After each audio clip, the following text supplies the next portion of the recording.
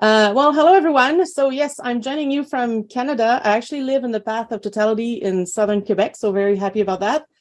But I run a program, a Canadian astronomy education program called Discover the Universe. We actually do everything in both English and French, so you can see the bilingual logo at the bottom as well. It's a program that's existed for about 10 years. It's now supported by the Dunlap Institute at the University of Toronto, but it's also supported by astrophysicists across Canada, so CASCA, the Canadian equivalent of AAS, and CRAC, the equivalent here in Quebec. Next. I could share my, okay, no, thank you. I could share my slides. That's easier as well. No, sorry, come back. So what do we do? Discover the universe in general. We're really there to support astronomy education by empowering educators. So we usually don't talk to the students directly, like K-12 students. We train their teachers or any school professionals, really. So we provide training and resource development. And this is a bit sort of the take we took for the Eclipse planning as well. So you can go to the next slide. Yeah, just a quick overview of the totality in Canada. Like I see sometimes the maps, they don't quite go all the way to Eastern Canada. But there are 6 provinces that are touched by totality. So Southern Ontario, it's heartbreaking for Toronto, which is just 99.8% or something.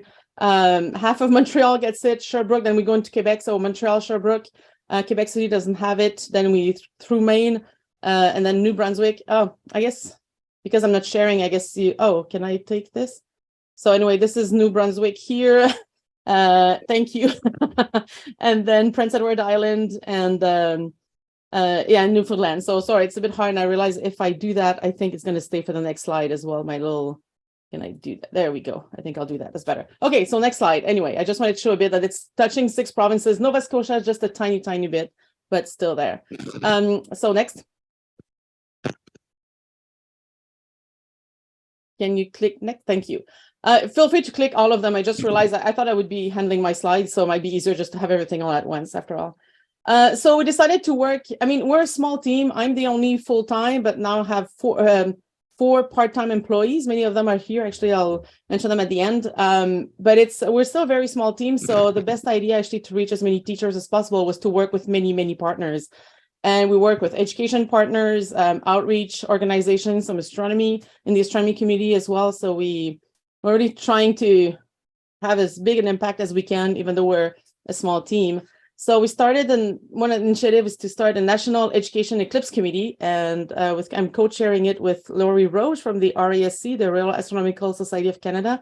I don't know if Laurie's here. I know she's registered, but I don't know if she's here today.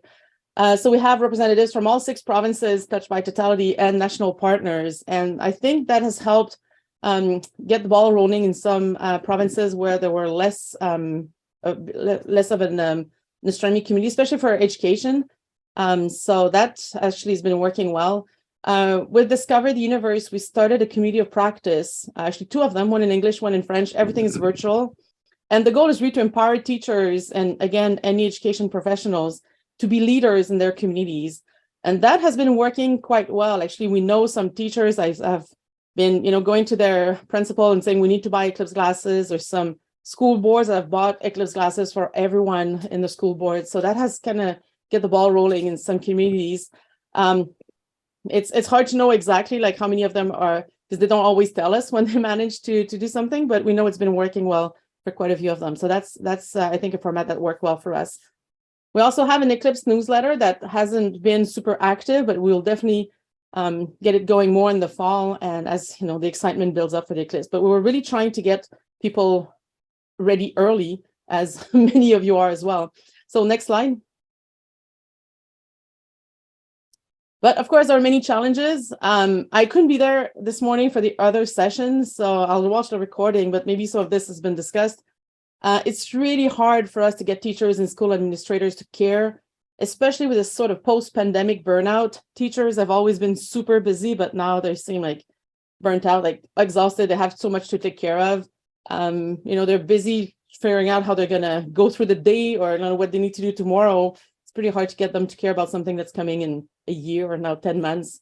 So that has been tricky this year. So you just need, what we've realized is that you just need one champion, like one really keen person per school or per school board to really get the ball going in that organization. But sometimes it's hard to get that person. And even if that person Like we have some keen teachers who said they've been trying to get the school administrators to care and find funding for the glasses, and it's not happening. So it's really hard sometimes. And again, get funding for glasses. I think that's an issue for everyone. Right now, what we were trying this fall is really to get the schools and the school boards to buy their own glasses. We will have some. We also struggled to get funding for glasses. We had a funding proposal that was accepted, but we had 3 so far that were rejected. But we will have Eclipse glasses to distribute in the next school year. But for now, because there won't be enough for everyone, we've been really trying to get school boards to buy their own if they could. And of course, another challenge is the timing of totality in Canada, because in Ontario and Quebec, it's right at 3:30 when many schools end, like it's the end of the school day. So we want to make sure the kids are not in the school buses during totality. So that's another thing we want them to know about and plan for it, like hold the buses, plan an activity, or however you want to do it. And of course, it's after school in Atlantic provinces. So that's going to be a different challenge as well. Okay, last slide. I'm keeping it short. I know we're going to have time for discussion. So here's my email address. Some of you want to reach me. We do have an Eclipse page on our site. It's really sort of a temporary page right now, just to kind of get information going, like what you need to do now for teachers. In the end, it will be a very pretty page with what is an Eclipse and all sort of information. We will develop some educational material as well, but we know many other groups are doing that. So we might just find, we'll have some and then link to what other groups are doing as well. And here's the list of my people. I know some of them are here. So Lindsay, Charles, CJ have been with me for a few years, and then 2 new students who are starting now, Alicia and Daniela. So hi, if you're here. So that's it for me. I'll be happy to say more in the discussion.